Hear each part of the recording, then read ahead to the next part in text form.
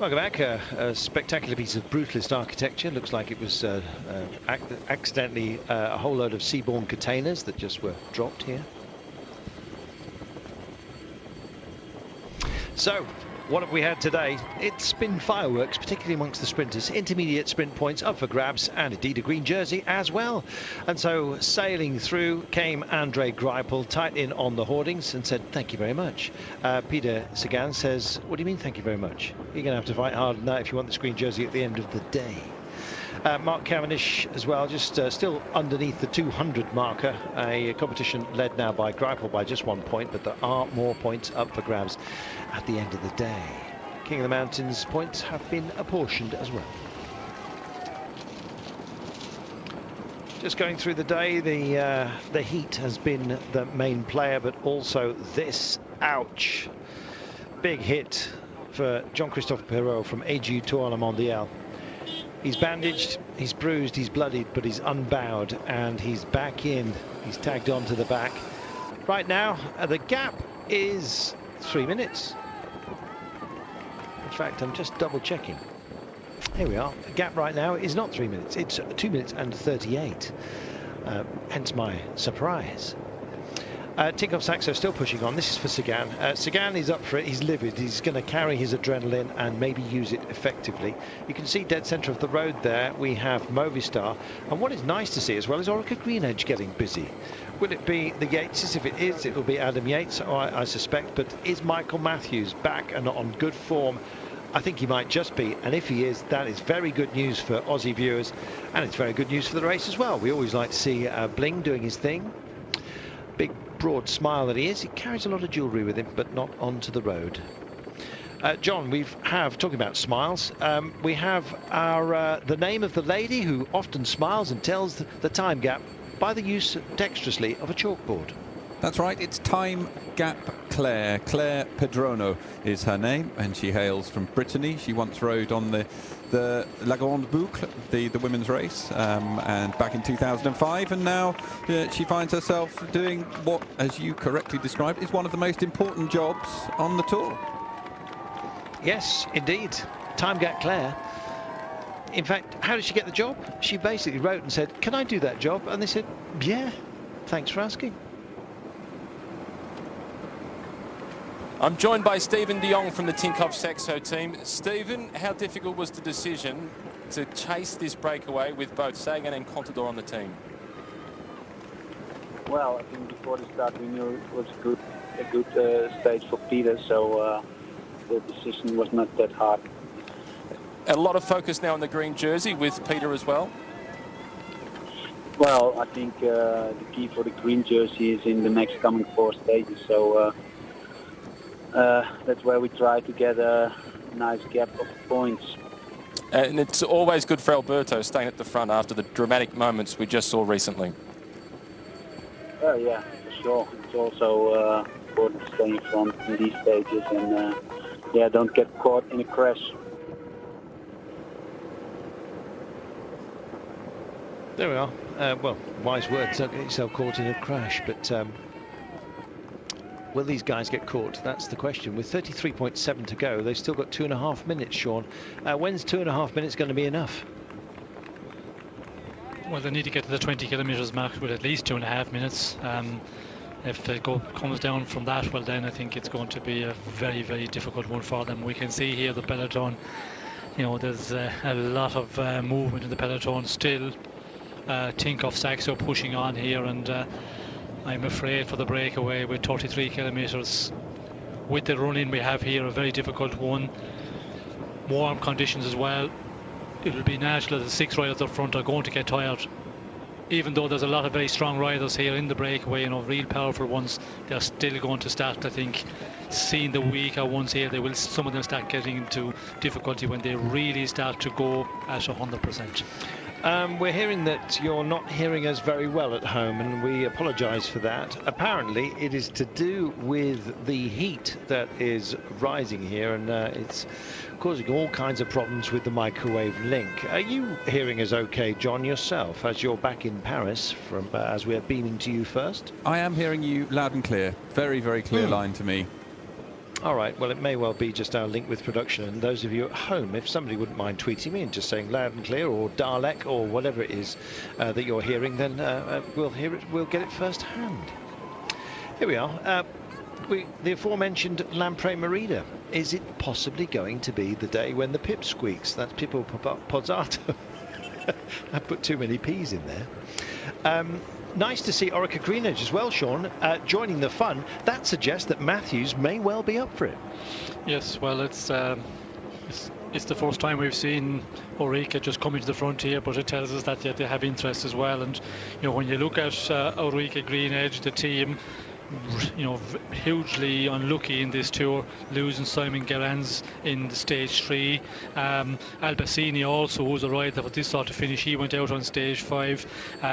Then Dal Limpy, of course, also out of the race. So there's 3 riders down, and that is going to make it difficult. But it's good to see. It just tells us that Michael Matthews is feeling better, and after what he's been through, because he's had some horrible days after the crash there, he's suffered and battled through, and if he can just have a go for this stage, well, it will be good for today and for the days to come. You can see the grimaces, and they're starting to look a little bit jaded, the guys who are in the break. I'm not surprised. It's been a long day in the heat, Sean. All credit to them, even if they do get caught. Yes, well, I think to get into the break today wasn't too difficult. A lot of riders not really trying, because they were always talking about this, a transition stage, a stage for the sprinters, and I think a lot of the riders were saying, well, go into the break today, a huge effort, and then the sprinters teams are going to control you out there all day, and you're going to pay for that in the days to come. But chapeau, they went out there, the 6 riders, and they have given it a good run. Maybe now, they can turn it on at 20 kilometers to go and try and hold on, but again, 2:10 is just dropping off all the time. It is. Inexorably, it seems. Thanks to everyone who's told us that you're hearing us loud and clear. Lovely Debbie Hill, friend of this program, friend of this channel, down in Oz, says that everything is okay, and everything far from okay with Andre Greipel. Yes, it looks like that he is in difficulty, or is he just going back to the car? Doesn't look like that. I think we've seen it already in the previous climb where he was in difficulty, and again here starting to suffer. And the Pyrenees stages for a sprinter, when you have to do 3 big days in the Pyrenees and you come out of it and you have a day like today, a lumpy stage, Greipel is starting to suffer here. Multiple wear of the green jersey during this Tour de France, and 2 stage wins for Andre Greipel. I think even if it stopped now, that would be as a majorly successful Tour de France. He, of course, now is hungry for more and would like to, of course, take on the Champs-Élysées and maybe win what is regarded widely, globally, as the Sprinters World Championship, albeit, of course, the last stage of the Tour de France. 31.9 kilometers to go, 2 minutes and 7.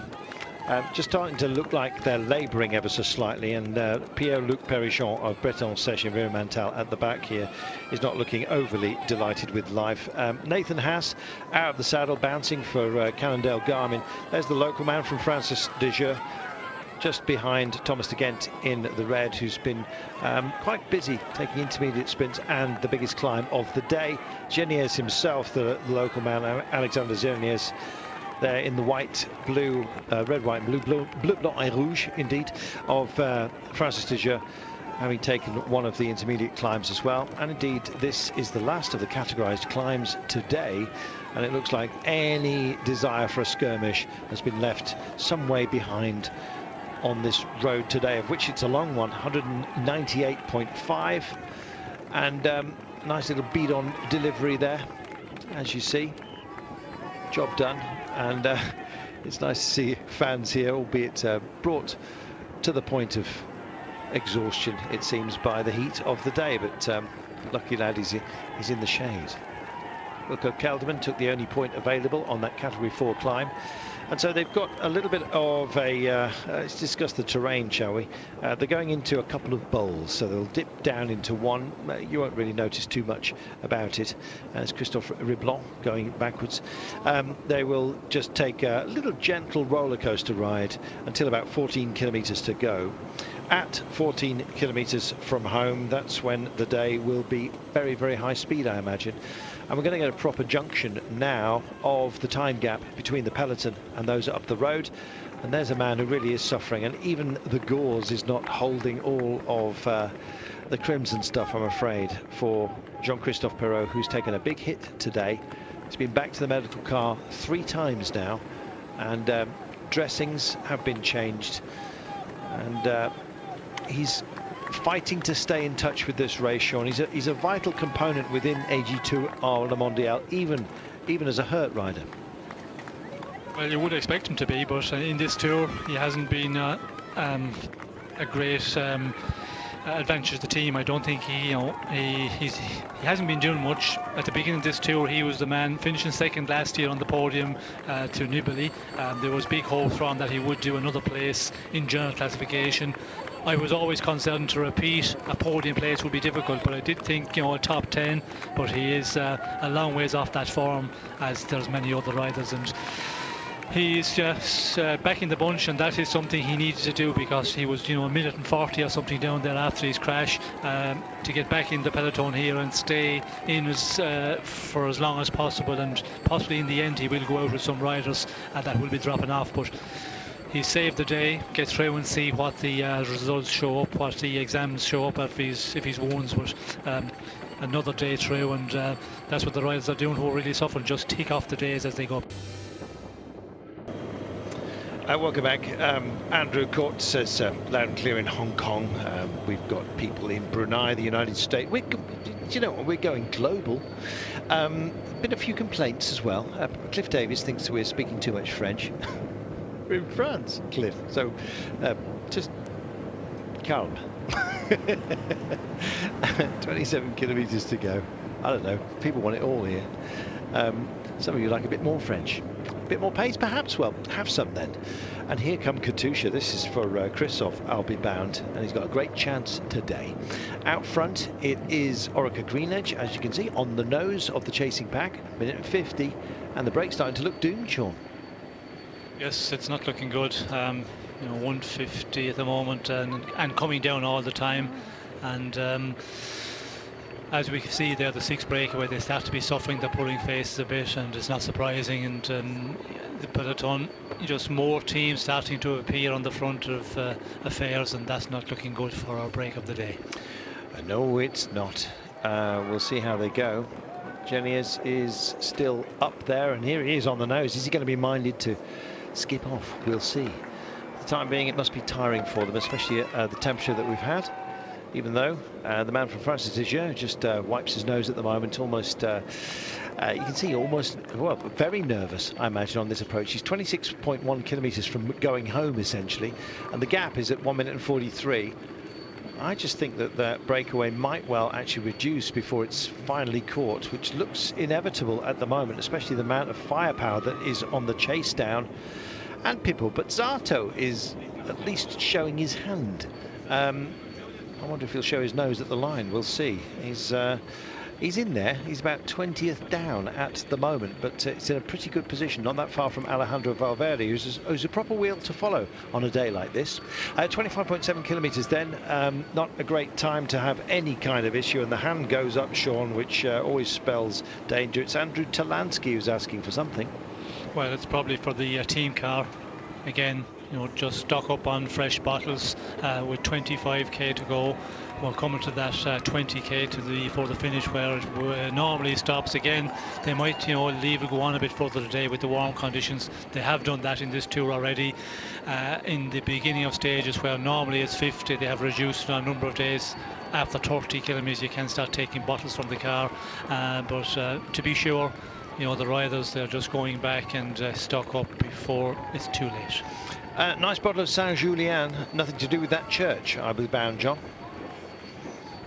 It's nothing to do with that church, you're quite right. This church is from 1471, and the belfry was built onto the church back then, and it's been added to over the years, and was part of the bishopric of Rodez for many years. It has a beautiful stained glass window, which unfortunately we couldn't see there, which has a symbol of the 12 tribes of Israel in it.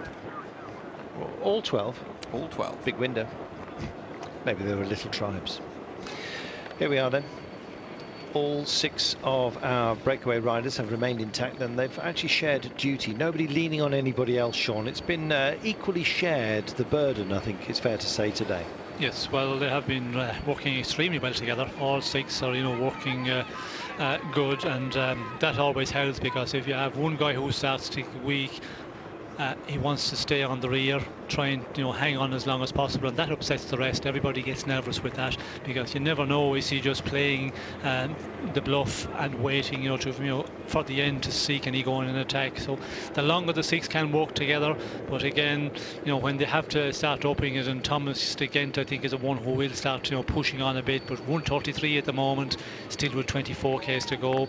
It's just going one way at the moment, and that's down the way with the time advantage.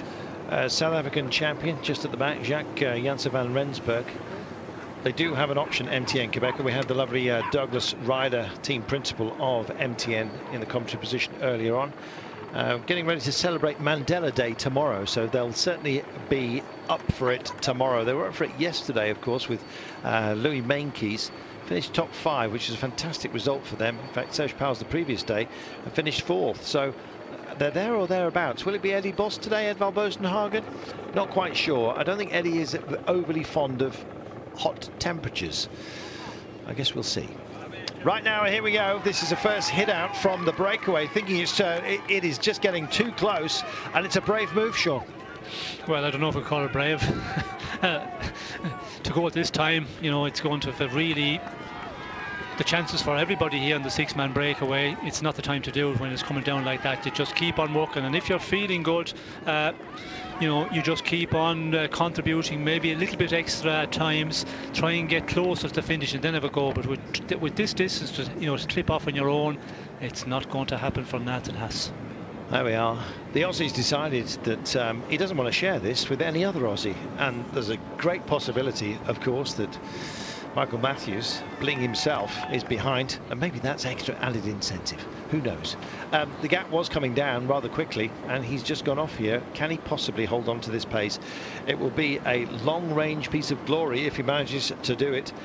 Did take the Tour of Britain 3 years ago, we remind you, and can he just add to his impressive palmares again today?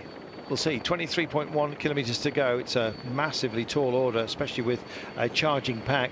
And these guys, no response just yet. In fact, as we say it, suddenly we get one, and it's Cyril Gauthier that's decided to give chase. That'd be a handy pairing if they went for it, Sean, but you feel that their energy levels would be extraordinarily depleted after such a long day in this kind of heat, and still with just over 22 kilometers to go. Well, they will be, and when you have a 6-man group and they're still working well together, 1:30 of an advantage, you just continue on riding with everybody else. That would be, if I was the rider, if I was the team director, that would be my orders. I'd say just contribute with the rest, continue on working, and we will see, because in this final there's another bit of a hill to come, and of course the finish as well. If you're feeling good, you have a great chance in this finish. You don't have to be maybe the fastest, it's the strongest, the fittest will survive, but if you attack the 6-man group, well then to stay ahead of a big chasing peloton, it's always going to be more difficult.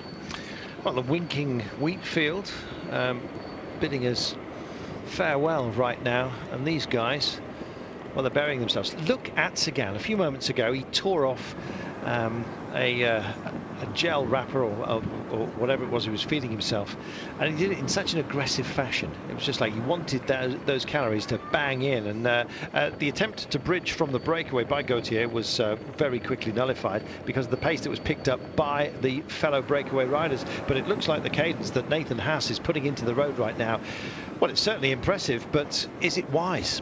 Very impressive, and he is going at a real fast rate, because we can see the other 5 are chasing at a very strong rate as well, and we could see there that Gauthier, when Nathan Haas went in the attack, he just gave the signal that just continue on riding, guys, we keep on working as we have been all along, and just peg him back. And now we can see that the advantage is he has a nice advantage, but to keep it going on your own, that is always going to be the difficult one against 5 riders at the end of such stage, a very energy sapping stage. It's interesting, Gautier just saying, come on, get on my back wheel. I feel like I've got a little bit of power here, and it's he that wants to maintain the chase, doesn't want to do it on his own, and they're starting to work together, and Gautier is the man that is cracking the whip hand here. He's essentially the road captain of this little tiny team time trialling team, albeit of different teams, and any alliance they form will be ripped up later on. We're under the 20 kilometres to go marker, in 1:44. Haas has found some great pace, and he's extended the gap on the peloton, but what about the gap to these guys? There he is up the road.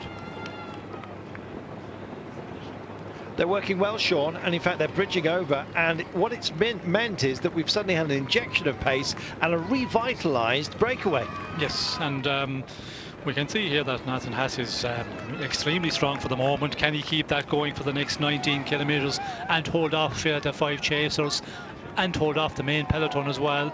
It's looking a little bit better for the peloton. 1:44 as we go inside the 20 kilometres to go. That is that's a good advantage. And if you work out the calculation, which we do, a minute per 10 kilometres, it's within that. Although this final is probably a one where you need a bit more, but we'll have to wait and see. Now the next 2-3 kilometres are going to be important for the 5 chasers. Will they be able to pull him back, or will he hold them off on his own? Well, they can't shirk their responsibility, and it looks like he's knocked it back just a little bit. I think his own team, you can see him looking across the cut of the road, Sean. It does curve around the road. It does swerve around the bottom of this little basin that we're in at the moment, and so he had a good look back over his shoulder. He saw the pursuers, and I think he possibly knows the game is up, but it's been effective because now he can rest up and maybe go again. He's injected pace into this group. Maybe they've got a bit more belief as well. 1:46. The gap has just extended a little bit again back to the yellow jersey. Well, I don't think he's going to be too popular with the other 5. No. Attacking like this so far out, when the advantage that they have is going to be a difficult one to hold off. If you have 8 or 9 minutes here, well then it's open for all. You can go on the attack, but the understanding between the 6 riders, they would be talking together. Okay, we'll keep on working together, and we'll see what the advantage is with inside the 10 kilometres to go. We will see now what will happen, and will he still contribute? He has to contribute the working here on the front. If he tries to sit around, well then there'll be definitely a discussion with the other riders. Big discussion going on back to base as well from a rider from Breton Sèche Environmental. That's Pierre-Louis Perichon. He was shaking his head. I don't think that was anything to do with the breakaway, and this is Gautier saying, come on, for goodness sake, we can all do this together, but we can't do it alone. Now let's just stop the bitterness and get on with it. De Gent is the only one to respond to him at the moment. Some tired legs and the punishing heat of the day. The heat has ebbed.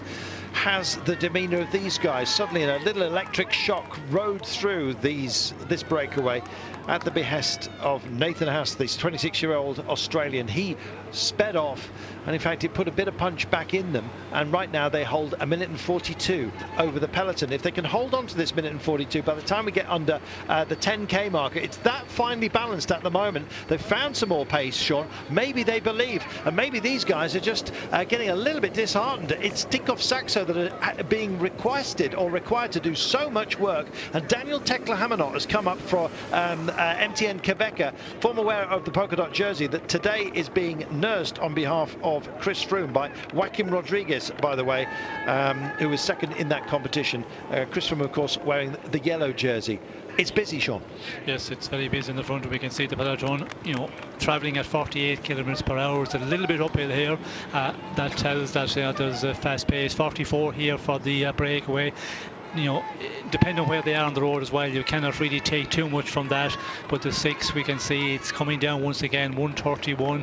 And I think there's some of the riders thinking here, just keep a little bit in reserve here, and it's just a tense moment here between the 6 at the moment. Sign language, Gautier, just putting a finger towards his temple. I think it was a visual expletive. Are you nuts? I think is what he was actually saying. And of course, the target for his ire was Nathan Haas. Nathan Haas wearing number 163, nearest to us. In fact, he's at the back of this group, a group that he put a bit of pace back into. At least he did that for us sitting here at home. The rest of the breakaway group didn't like it. 16.7 kilometres to go. Minute and a half. When's that going to be enough, Sean? Well, they have to have the minute and a half at 10 kilometres to go to have a chance holding on. We can see the peloton is just starting to up the pace, and if they can hold that 1:30 at 10 kilometres to go, well then they could put up a good battle to go all the way. Let's see if they do it. Let's talk about the terrain that we're dealing with right now, Sean. In 2.3 kilometres time, they start a climb, a proper one. They're dealing with one at the moment, but it really will kick up. It's a bit like going over the ridge of a bowler hat, and they come back down into Rodez, and then they've got to deal, if you like, with the upturned rim of said hat to the line today. And it's the last 600 metres where there's 500 metres of what will be sheer hell at the end of 198.5 kilometres today. Yes, it's going to be a real difficult finish here, and if the 6 riders happen to hold on and they have that 15-20 seconds coming into the final number of kilometres, you can lose that so quickly on the run in here.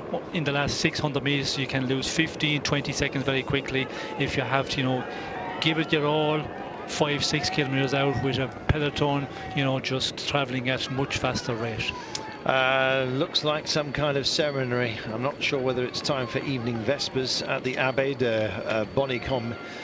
In fact, these guys out here, I don't know, maybe a prayer, a wing and a prayer perhaps. We'll see. Minute and 23 is what they've got with 15.5 to go, and it just doesn't look like it's going to be enough. They're still fighting to cool themselves down, courtesy of the extra effort that's been demanded of them, and part of that is down to that man who's just sailing by right now, Nathan Haas, the Australian, who I think did everyone a favour today. He's kept this alive a bit longer, but the breakaway, his co-companions didn't like it. There's Tekla Hamanot, who's did a great job, of course, for MTM to wear the polka dot jersey with such honour. He is guiding in at the moment what looks like Tyler Farrar, and ultimately, I suspect, Norwegian champion Edvald Bosen Hagen. Could be a great day for MTN Quebec, but then again, likewise for plenty of others. This man has had a very, very rough day, but he's holding on. How brave is that? I think you're looking at our Combativity Award winner by the end of today as an absolute certainty. 15 kilometres to go. Under the banner they go. Well, the green jersey points up for grabs as well, and how crucial is that going to be? First 1-5 finishes across the line will get points today. It's not an enhanced sprinters points day. There are 2 more of those, so 30 up for grabs. 15 riders score points. There are the top 5: 30, 25, 22, 19, 17. Will it be the breakaway that hoover up all those? Will Sagan come through it? Don't think Greipel's going to be there. Sagan trails Greipel by a solitary point because Greipel nicked the minor points in the initial intermediate sprint. Sagan didn't like it, told him so, and in fact told his team to get up here because he quite fancies it today. Trouble is, so do plenty of others. Christoph of Team Katusha is in the mix, as you saw, just sailing by Tinkoff Saxo. It's busier, far busier at the front, and it's like cracking a whip hand over these guys. And one man who has really shown some scars today is Jean-Christophe Perrault for AG Tour Le Mondial. We wish him the best, and indeed hope that his medical injuries aren't as serious as I suspected they were on his elbow, but he's still racing on. What a Trojan he is. Likewise, performance from the 6 men who are in the breakaway are 1 minute and 9, and the pace does not look overly focused, but it is. And look at these guys, they're wrestling with it, and bye-bye it is for British Environmental's Perichon. Just can't keep up. 6 become 5, Sean. It's a battle of attrition. Yes, and we can see it's Thomas de Gento is pushing on up front. As we mentioned, when he gets into a breakaway, he just can be so powerful in the end and go on, and he's the one who will split the group here. He is the one that's going to split the group, and I'm afraid that Geniez doesn't look like it's going to be a pleasant homecoming for him. He might relay back on in a moment. 14.1 kilometres to go, 1 minute and 8, and the attacks roll on, and it's that man again. Nathan Haas has decided he's going to go, and he's being joined here. Kelderman of Team Lotto Jumbo in the yellow goes with it as well, and there goes goes Gautier. I beg your pardon, it's Gautier that shoots off as well. He was the one that was exclaiming, if you like, to Haas, and in fact it's Haas that's been beaten up here. Yes, well, I think he's paying for his efforts a bit early because he did put in a big attack, and we can see Kelderman now with Gauthier following. Thomas de Gent, he will get back in. He will just keep on working at his pace. He's able to do that. He hasn't that extra explosive effort, but just powerfully can power along for a long time. And in a breakaway, we could see that he was the one in the earlier part of this little bit of an incline who caused the problems for the breakaway. Cyril Gauthier hoping to do it for Europcar, a team that will be without a principal sponsor at the end of the season, unless they find one before then. There's the polka dot jersey on the back of Joaquim Rodriguez, who's been nursed home. I'm not surprised after his victory yesterday. He clearly left something on the mountain. I'm afraid it's not his kind of terrain today. It is about the punchers. Somebody's going to get beaten up. We'll find out who it is. Will Sagan be back in the green jersey? Certainly looks that way, because Greipel, who leads the competition right now by one solitary point after the intermediate sprint, has been distanced. So the 6 become 3, and it's Kelderman here. It is Gauthier, and it is ominously Thomas de Gent, who has got a significant victory, Grand Tour victory, of course, up the Stelvio in 2012 in the Giro d'Italia. So inclines aren't a problem for Thomas de Gent. Cyril Gauthier and Wilco Kelderman out of that trio. If they were to come to the line, it was between those 3. Who would be your choice, Sean? Well, Kelderman looks very comfortable there. He seems to be the one who was riding there on the front with Gauthier on tow. Thomas de Gent just claws his way back, as he can do so well. I think Gauthier could be the better one, a more puncher, but again, Kelderman looks a little bit too strong for the other 3 for me. There we go, just picks it up, and in fact he's eyeing them, and I think they realise that actually he's the man that they don't want to nurse home. It's a difficult conundrum, Sean, how much effort to put in, especially if there's a rider that you fear here. Yes, well, I think you have to keep on contributing. If one tries to get carried along, well then they'll just start getting unorganised, and that will allow some of the other riders to get back in once again. We can see Gauthier, he is trying to just miss some turns on the front. Is it just thinking spare a little bit to finish, spare as much as I can? He is a good finisher for this sort of finish, but Kelderman looks impressive, but with 12.5 things can change. Drifts over. Kelderman, the 24-year-old, 4th on the Dauphiné last year. It was a great year for him.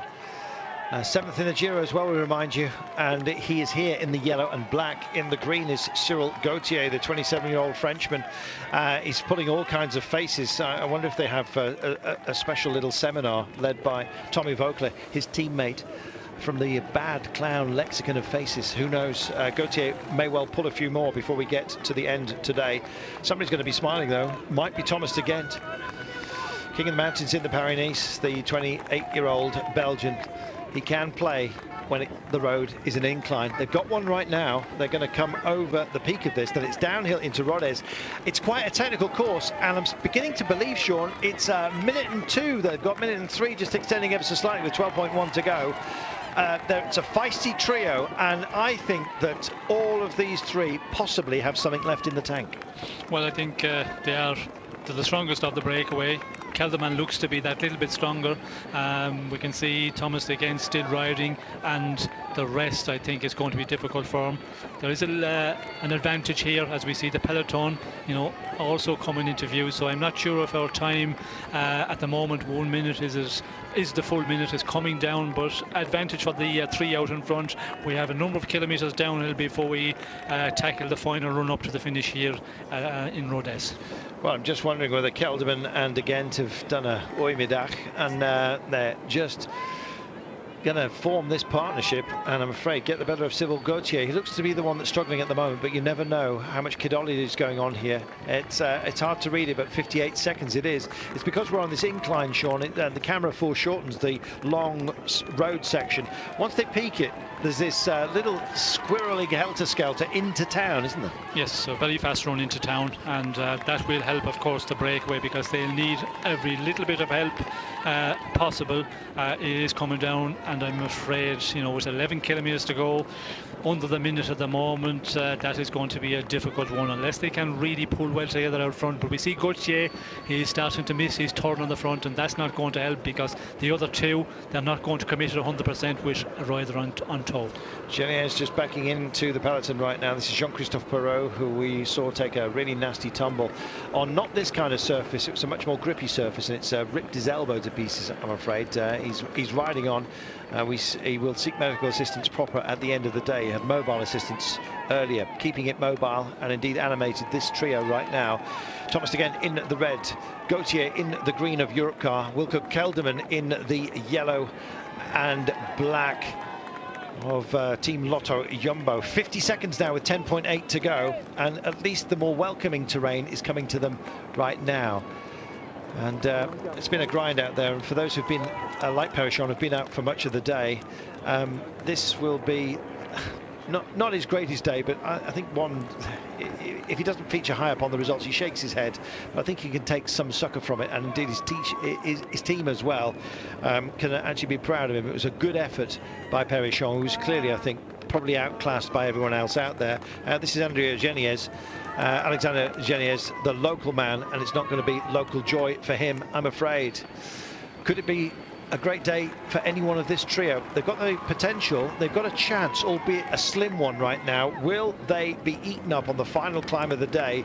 That looks like it may well be on the menu, Sean. Well, it's going to be a big ask for them to hold on out there, but again, you never know. Back in the peloton, we can see that it's Giant Albacin who are setting the pace. We can see Genet there, he's going through the town where he lives at the moment at 10.5 kilometres to go. He'll be disappointed that he was not able to make it with the front trio through his home village. Again, 48 seconds for the peloton, as we can see here.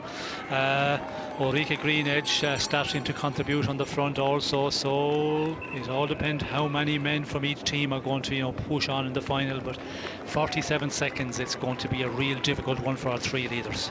Yates brothers have been a factor, but they're doing the driving at the moment for Michael Matthews, who's up there. 10 kilometres to go, 46 seconds is the gap. Team Sky, of course, working to keep Chris Froome in a good place. As you mentioned earlier, Sean, he often features quite high up when it comes to a quick stage finish, and with that punchy climb, don't be surprised if he's not there, Chris Froome. Well, I think if he's delivered to a position where he's very much on the front in the final couple of 100 metres, this run-up, the run-in will also suit Christophe Froome because he is that explosive type. 9 kilometres to go. Chris Froome, is he getting greedy? He certainly was for time when he won up to La Pierre Saint-Martin, lunging the bike, you may remember, on that uphill climb. Every second counts as far as Froome's concerned, and he wouldn't mind a few more, quite frankly, today if it's on offer. Yes. Meanwhile, there's Nathan Haas, who really animated or reanimated the breakaway. Unfortunately for him, he's about to be caught, and it's a pack that's being led at the moment by MTN Quebecer, just followed by Giant Alpecin. And there, of course, you can see Sky behind Orica Greenedge. And Sky working for Chris Froome, and that magical moment will come when we pass the 3Ks to go marker. There is Tommy Vogler. Not in a happy place, I'm afraid, is our Tommy at the moment. And I think it may well be the last season we see Tommy. We'll see whether somebody picks it up, or indeed he up, whether he does move into the media, where he's expected to find a home very easily. Good to see Vincenzo Nibali actually functioning very, very well. Had to work hard to get back on after a big split, and indeed a puncture for him. That's the pace we've had today. Matching it at the moment is the yellow jersey on the back of Chris Froome, and almost as an eternal, it seems. His team nestled around him. It's a great cushion and comfort to the man. No comfort for anybody when you see the green jersey on the back of Peter Sagan up towards the 4. Huge punchy rider. What position will it be for him? And indeed, what finishing number will be attached to these guys? 7.7 kilometres, that's when we're going to find out. Jean-Christophe Perrault just being distanced right now. I wonder if it's going to be a combativity award for him, Sean, and I wonder if it's going to be bye-bye tour at the end of the day. He looked beaten up. Certainly was beaten up. We could see there, you know, he hit the road very heavily, a lot of road rash on both elbows, down on his, I think it was his right hip. he's happy, I think, to get to this point with the peloton. Now he can just ride in at an easier pace, where he was in a real bad position at the crash with around 40 plus kilometres to go, 45 to go.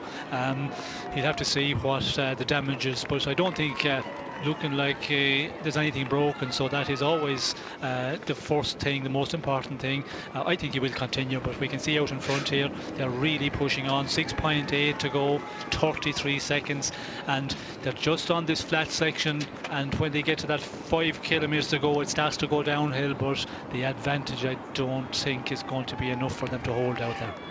6.5 kilometres from home. They nearly accidentally, I think, got rid of Thomas de Gent. They've reassembled themselves. Once we get to the 5 kilometres to go marker, we go round a roundabout, and then we hit the helter-skelter. You know who's up here? It's Pippo Pozzato, being guided into into position, and indeed they have given the combativity award to Thomas de Gent as part of the breakaway. I thought it may well be Jean-Christophe Perrault today. He of the injuries sustained on the road today, but it's de Gent. At least he'll get something out of today, but he'd like an awful lot more, Sean. Yes, well, I think they were all hoping to get a lot more, and you know, it looked like that it wasn't going to be possible at all. Then, of course, with the attack from Nathan Haas, and that's the discussion as well. If, you know, Nathan Haas had not attacked and just kept on riding, you know, they would have maybe another 10 or 15 seconds advantage, but the situation is as now, 30 seconds with just over 5 kilometres to go, and we can see, you know, a lot of movement here on the front of the peloton from a mixture of teams. And Mark Cavendish is in the fray. Likewise, plenty of others as well. The Austrian champion, Marco Haller, is here, working for Alexander Kristoff.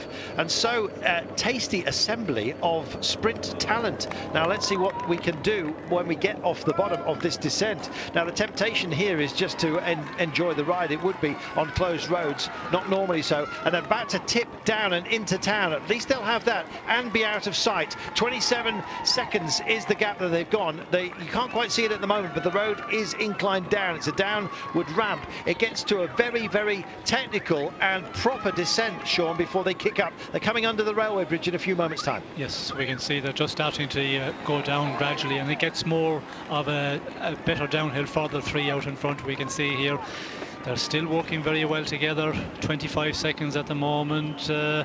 They need this run in to get a little bit of recovery before the final kick up to the finish here. The downhill section will, you know, allow them to recover a little bit, but they have to keep on pushing close to 100%, because with advantage 24 seconds at the moment. Well, it's some sprint elite along with punchers who are out at the front at the moment, and some of you will be very pleased to see that Mark Cavendish is amongst this grouping right now. It's a drive into town. Sky guiding Chris Froome in as well. De Gent, Gauthier and Kelderman, here they are, and they are about to take on the remainder of this descent. They just come under this one here, the little road bridge. Kristoff looks in a very good position. He's got Haller, the Austrian champion, to guide him in. Having a teammate at a moment such as this, you might think vital, but it's how you ride everybody else's train, I guess. The green jersey of Sagan is staying very, very close to Kristoff. I suspect that is deliberate, Sean. Kristoff looks lively today. Yes, well, I think Kristoff, we can see there's some of the Katusha riders hovering around the front, and Kristoff is there in that top 10, 15 places. We can see MTN and Quebec are the ones who are securing the pace on the front of the peloton, and that is Stephen Cummings at the moment. He's, you know, pulling the peloton along at a very fast pace, still coming down 19 seconds as we go to the 3 kilometres. Well, would you believe that Radio Monte Carlo yesterday tipped actually Steve Cummings to take the day? Will he just squirrel off and do it himself? 19 seconds is the gap, 2.8 kilometres to go, and they're going to hit the base, and then it goes flat before we kick up just after the Flamme Rouge. 18 seconds, it's holding station. It's going to take a lot to get back because they've had this incline to deal with. Can they possibly make it? They've got to have their climbing heads on. We'll see if they do. De Gent here in the red. This is Gauthier in the green of Europcar, and of course Wilco Kelderman as well for Team Lotto Jumbo. And it's starting to fracture. It's not so much a chase as a reach out for glory further back. It's still Christophe that holds position though right now. Just looking at Peter Sagan, he's also in a terrific position as we sail in and start to take on what is a gentler flat section, almost a false downhill, and then we will kick up at the 600 meters to go marker. These guys are going to hit it first, but will they survive? 13 seconds is all they've got with 1.8 to go, Sean. Yes, and we can see still Steve Cummins from MTM in Quebec on the front here, with Nicholas Roach just on his wheel, a little bit ahead of the main part of the peloton. We can see those gaps appearing, and they're going at a real fast rate as Bulka Mollema has a problem here. Not a time to have it at all, and the Tekla Hamanot and indeed Van Rensburg, the South African champion, have done their job today. Here's Peter Sagan looming large, and they're all starting to look for this.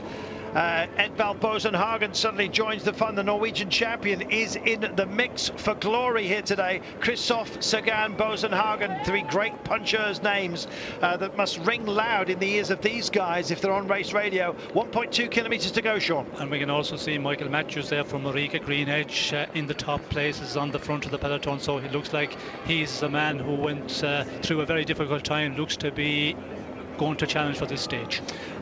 Will these guys possibly have their chance? Well, they've got one, but it's an extremely slim one. They go under the Flamme Rouge, and not that far behind come the chasing pack as well. It's sinuous, it's strung out. There's Sagan biding his time. Degenkolb's also in the mix here. A big gulp of air going into the lungs of Christophe as he wants some attention.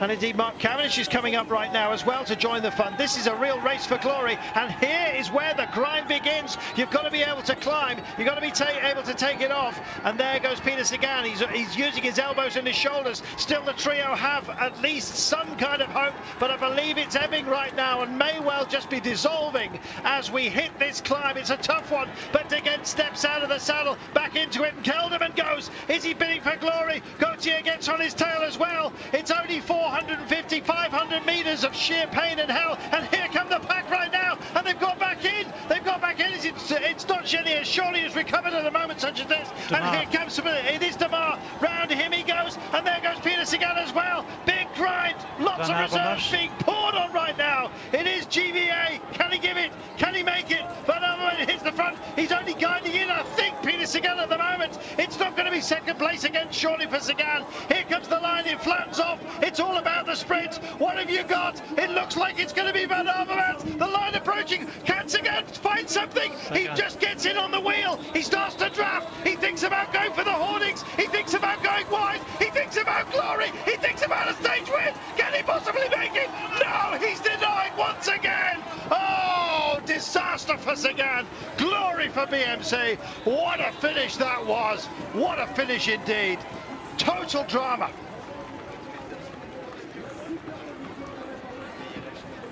Wow, Sean.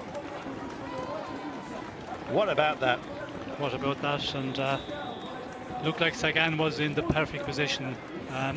He was in the drafting. I thought he was just playing, keeping it all for very late. And in a finish like this, you can do that. But Van Avermaet, what an impressive! How powerful was he?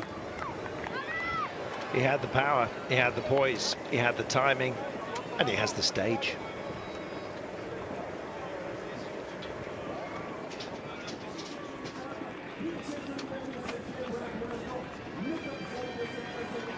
That is a very bitter pill for Peter Sagan. He extends his lead in the green jersey competition, but in the end, he was a couple of yards short. The man with the watts and the win is Greg Van Avermaet.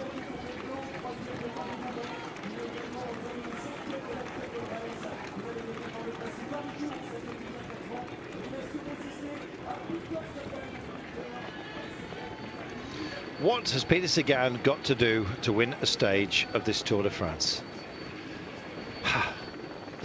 keep asking him the question, Sean. He keeps finishing second. That's the 4th time in this tour. Well, what a performance by Sagan, because he did everything perfectly. You know, followed Van Avermaet, but Van Avermaet was just on one of these super days, and when you come up against somebody who was on a super day, unfortunately for Peter Sagan, finishing second once again, Jan Bakke lands in 3rd, so 2 Belgians in the top 3.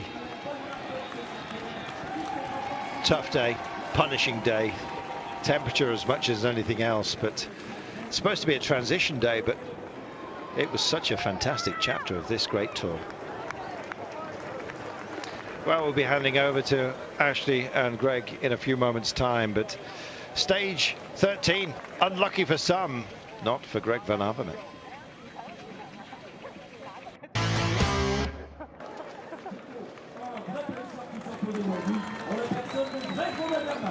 Merci Damien, effectivement, eh bien, dans quelques minutes nous aurons évidemment le podium protocolaire des marches du tour avec de nombreuses personnalités qui nous ont rejoint, Christian Plessèdre, maire de Rodez. Hi there, welcome to Le Monde on Tour following this extraordinary explosive finish of this stage of the Tour de France. Greg Van Avermaet, who came on the show earlier on in the Tour de France, of course, has grabbed a fabulous victory. Greg LeMond with me, obviously, as usual, and Greg, another great victory for BMC, but also really nice to see Greg Van Avermaet beating, unfortunately, Peter Sagan into 2nd place yet again. Yeah, I don't know.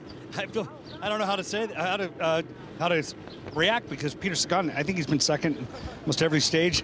Every stage he's gone after has been second. He's got to be disappointed. But he should come on the show. Then he'll win a stage. I know. That's right. That's right. But Greg Van Avermaet was by far the strongest. Sagan couldn't come around him. I think Sagan's paying a little bit of price for going after the points. He's been doing a lot of work from day one. But Greg Van Avermaet's victory is really good. But those guys in the breakaway, oh my gosh. Bukkel Kilderman, I mean, what an amazing race. Those guys put it out. They're out there almost the whole race. I think they broke away about 12 Ks into the race, and I did not believe they could make it even that far. They came this close. Yeah, they really did. Nearly 200 kilometers. They broke away after 12. That's 188 by my calculations. They stayed away, minus about 200 meters. Let's show you what happened today.